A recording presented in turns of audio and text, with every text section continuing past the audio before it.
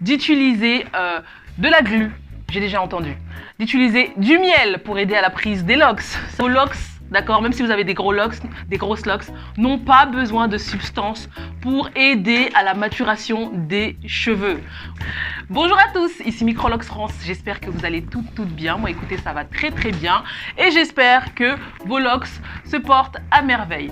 Donc c'est vrai que ça doit faire 2-3 mois où j'ai pas fait de vidéo, mais bon, on essaye avec la vie de famille, vous savez, c'est pas trop facile. Mais bon, bref, dans cette vidéo, je vais vous parler des 5 pires mauvais conseils que j'ai entendus en tant que locticienne, en tant que porteuse de locks. Avant de commencer, je vais vous demander de vous abonner, d'appuyer sur la cloche pour recevoir toutes les notifications et aussi de laisser un pouce à la fin de la vidéo et de la partager si elle vous aura été utile.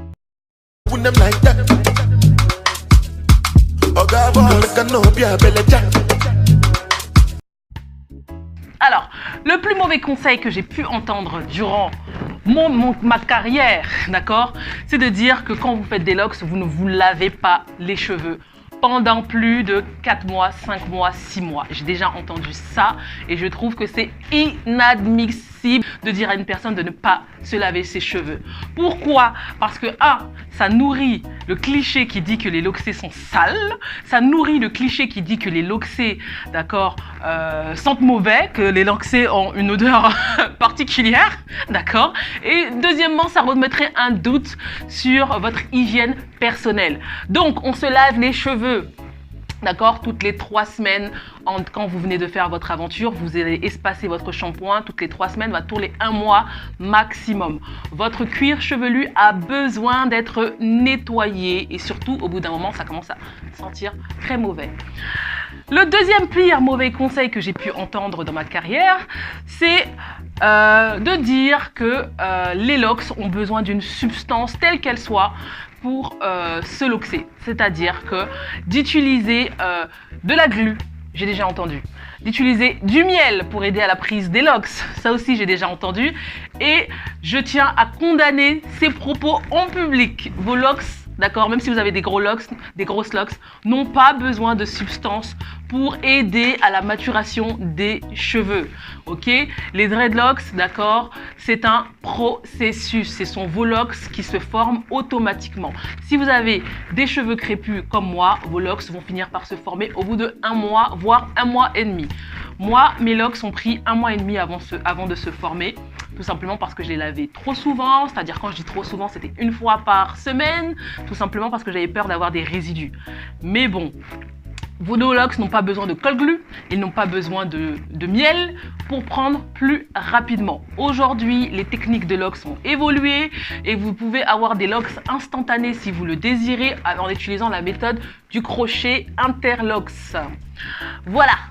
Le troisième mauvais conseil que j'ai pu entendre, d'accord, dans ma période, dans ma vie, d'accord, c'est de dire que quand tu fais des locks, tu es tranquille. Qui dit tranquille, ça veut dire que vous n'aurez plus besoin de manipuler vos cheveux, vous n'aurez plus besoin d'aller chez une coiffeuse de temps en temps.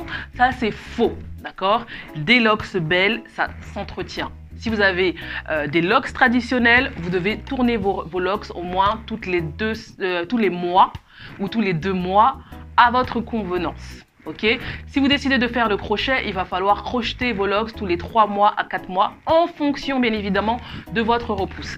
Si vous avez des micro-locks comme moi, ce sera toutes les 6 semaines, voire tous les 2 mois maximum. Tout simplement parce que sinon vos locks vont casser. Moi j'ai déjà perdu des locks, je ne vous le cache pas, d'accord, c'est parce que j'ai tardé avant de faire mon resserrage et il y avait certaines locks qui étaient trop fines, donc elles ont fini par me laisser tomber. Le plus mauvais conseil que j'ai pu entendre, c'est de dire que lorsque vous avez des locks, vous pouvez utiliser les mêmes produits que lorsque vous étiez en afro. C'est-à-dire que certaines personnes disent que quand vous avez des locks, vous pouvez utiliser n'importe quel produit dans vos cheveux, ce qui est faux. Tous les produits ne sont pas faits pour être utilisés dans vos locks. Dans vos locks, vous devez privilégier, en tout cas, moi, c'est ce que je fais. Si vous voulez le suivre comme conseil, vous le suivez. J'utilise des produits 100% naturels, des huiles légères, des huiles non grasses, des huiles hydratantes comme l'huile d'avocat, comme l'huile de jojoba, ok, pour hydrater mes locks de temps en temps. Mais il faut savoir une chose, c'est que les locks ne demandent pas énormément de produits. Évitez au maximum ce qui est Biwax, évitez l'huile de ricin directement dans vos locks, d'accord? Parce que ça va avoir l'effet inverse, c'est-à-dire au lieu d'hydrater vos locks, ça va attirer la poussière.